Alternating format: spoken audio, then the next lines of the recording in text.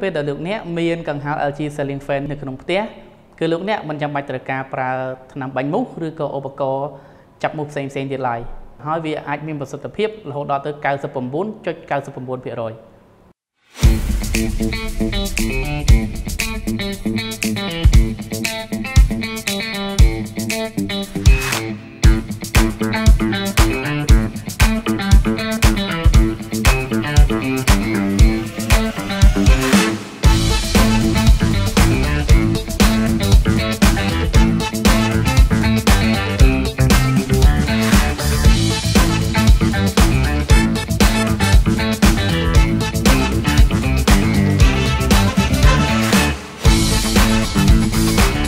ស្វាគមន៍ជួបជាមួយនឹងខ្ញុំបាទដែលជាអ្នក review របស់ channel MyTech KH ថ្ងៃនេះខ្ញុំនឹងមកបង្ហាញជូនអ្នកទាំងអស់គ្នាពីផលិតផលថ្មីមួយដែលវាជាប្រភេទកង្ហារចាប់លើពិដានដែលមានឈ្មោះថា LG Ceiling Fan តើអ្នកទាំងអស់គ្នាដឹងទេថា LG បច្ចុប្បន្នគឺបានបង្កើតនៅបច្ចេកវិទ្យាថ្មីមួយដែលកង្ហារមួយនេះប្លែកពីកង្ហារដែលយើងធ្លាប់ឃើញជាទូទៅហើយបើនិយាយអំពីគុណសម្បត្តិរបស់វាវិញគឺវាពិតជាជួយបានច្រើននៅក្នុងជីវភាពរស់នៅប្រចាំថ្ងៃក៏ដូចជាផ្ដល់នៅបរិយាកាសជីវិតដ៏រីករាយនៅក្នុងគេហដ្ឋានផងដែរអ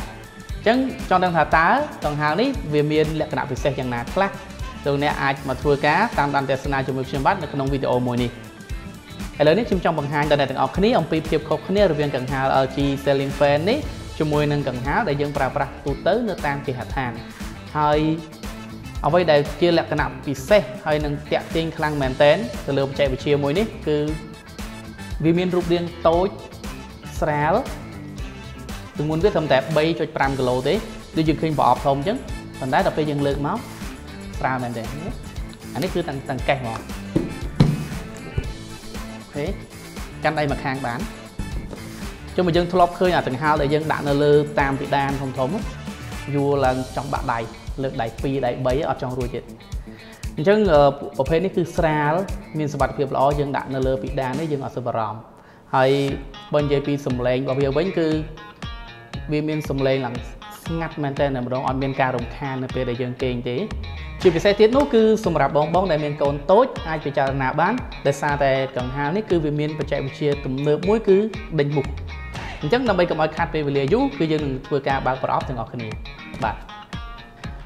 ឥឡូវនេះអាវុធសម្ងាត់របស់ខ្ញុំបានមកដល់ដៃហើយអញ្ចឹងយើងទៅវះកាត់ទាំងអស់គ្នាអូខេយើងដាក់គ្នាចូល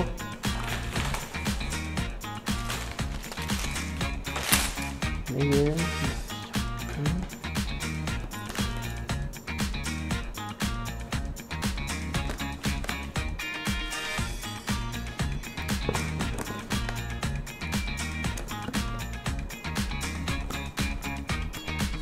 នេះស្វិតរបស់គេ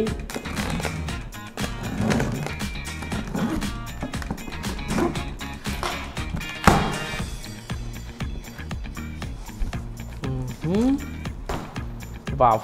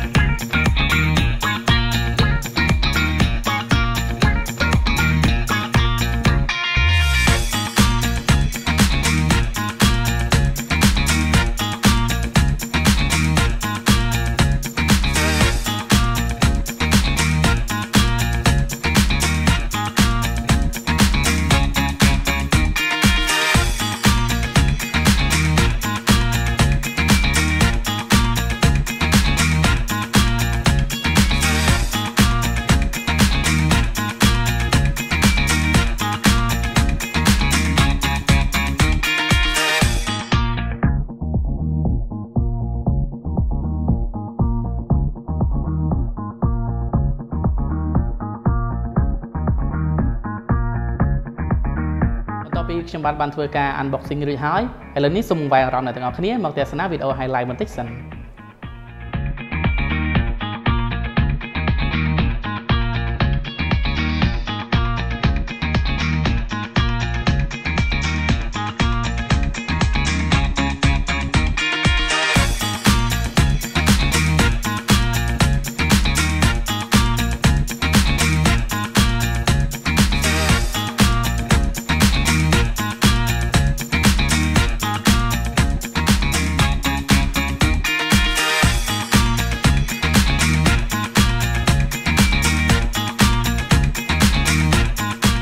អ្នកធ្វើការទស្សនាជាមួយនឹងវីដេអូ highlight រួចមកហើយឥឡូវនេះគឺយើងកលែងមកមើលការគុំរូបភាពវាជាក់ស្ដែងអញ្ចឹងរូបរាងជាក់ស្ដែង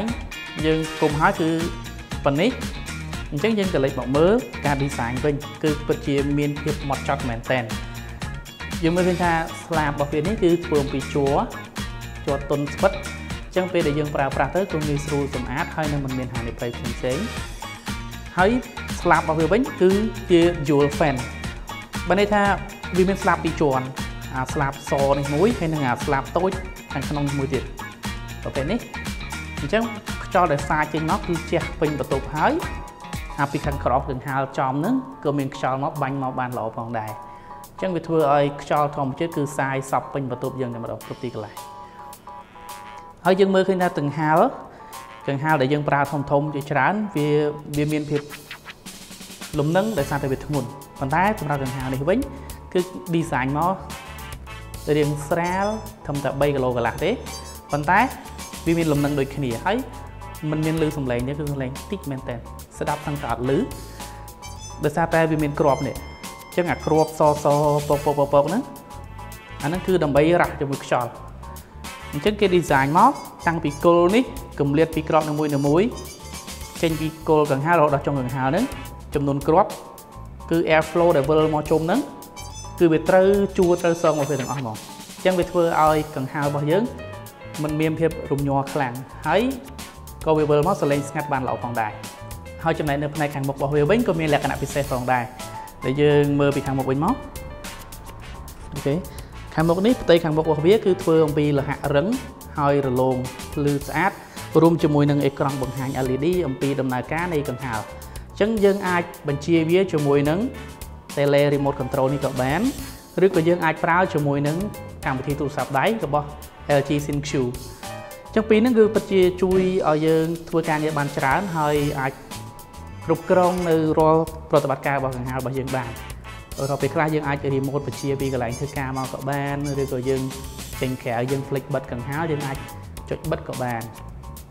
ឥឡូវនេះគឺខ្ញុំនឹងធ្វើការបង្ហាញអំពីថា tele ហ្នឹងធ្វើបានអីខ្លះនៅក្នុង tele នេះគឺយើងមានមុខងារច្រើនគឺយើងអាចទៅជាកំណត់ចុចបញ្ជាកង្ហាលបិទបើកបានដែលយើងមិនចាំបាច់ក្រោកពីក្រែគេងទៅចុចបិទបើកនៅលើកុងតាក់អញ្ចឹងផ្ទះអីទៀតទេយើងអាចសេរី speed របស់វាល្បឿនកង្ហាលឲ្យយឺតឬក៏លឿនសេរីលេខវាបានយើងអាចកំណត់ timer បានដែលយើងចង់វាបើកប្រហែលម៉ោងវាអូតូបិទខ្លួនវាយើងអាច set ឲ្យមើលលើអេក្រង់ display នៅលើភ្លើង LED នៅលើបាតកង្ហាលនេះចង់ឲ្យវាភ្លឺក៏បានបិទក៏បានពេលពេលខ្លះយើងចាំងភ្នែកយើងចុចបិទបានហើយវាមានមុខងារសម្រាប់ sleep mode យើងអាចឲ្យវា sleep បានហើយយើងអាច connect ជាមួយនឹង Wi-Fi ក៏បានដែរពេលយើង connect ជាមួយនឹង Wi-Fi ផ្ទះទៅយើងស្រួល control តាមរយៈ app ទូរស័ព្ទដៃហើយនឹងអ្វីដែលពិសេសមួយទៀតដែលជា unique បំផុតសម្រាប់កង្ហាល LG Ceiling Fan នេះគឺមុខងារសម្រាប់ដេញមូសអញ្ចឹងយើងគ្រាន់តែចុចទៅលើប៊ូតុងដេញមូសនេះភ្លាមនៅលើ remote control របស់យើងវានឹងដំណើរការនៅមុខងារដេញមូសដោយស្វ័យប្រវត្តិពេលដែលលោកអ្នកមានកង្ហាល LG Ceiling Fan នៅក្នុងផ្ទះគឺលោកអ្នកមិនចាំបាច់ត្រូវការប្រើថ្នាំបាញ់មូសឬក៏ឧបករណ៍ចាប់មូសផ្សេងៗទៀតឡើយហើយវាអាចមានប្រសិទ្ធភាពរហូតដល់ទៅ 99.99% ហើយចង់ដឹងថាតើ LG Ceiling Fan ឃើញមានមុខងារច្រើនបែបនេះហើយបច្ចេកវិទ្យាក៏ទំនើបខ្លាំងបែបនេះតើវាស៊ីភ្លើងប្រមាណក៏ពិតគឺស៊ីភ្លើងតិចមែនទែនគឺត្រឹមតែ26វ៉ាត់ក្នុង1ម៉ោងបើន័យថាបើសិនជាយើងចង់ឲ្យវាអស់1គីឡូវ៉ាត់ក៏ដែលយើងប្រើវាអស់ដល់ទៅ38ម៉ោងអញ្ចឹងវាស៊ីភ្លើងតិចមែនទែនគឺប្រហែលជាមួយនឹងកង្ហាលដែលយើងប្រើប្រាស់ប្រចាំថ្ងៃទូចៗផងដែរហើយបើតម្លៃវិញក៏មិនថ្លៃដែរតម្លៃលើទីផ្សារលោកអ្នកអាចស្វែងរកបានតម្លៃប្រហែលជាត្រឹមជា$190ទៅ$200អីប៉ុណ្ណឹងទេហើយលោកអ្នកក៏អាចស្វែងរកបាននៅហាងលក់គ្រឿងអេឡិចទ្រិក MyTech ផងដែរក៏ដូចជាហាងលក់គ្រឿងអេឡិចទ្រិកទូទៅទៀតហើយជាចុងក្រោយខ្ញុំបាទវិឆ័យសូមអរគុណដល់អ្នកទាំងអស់គ្នាដែលតែងតែតាមដានទស្សនានៅរាល់វីដេអូរបស់យើងខ្ញុំហើយបើសិនជាលោកអ្នកពេញចិត្តសូមកុំភ្លេចជួយចុច Subscribe Channel របស់យើងដើម្បីទទួលបាននូវវីដេអូថ្មីៗមុនគេបាទសូមអរគុណនិងសូមជម្រាបលា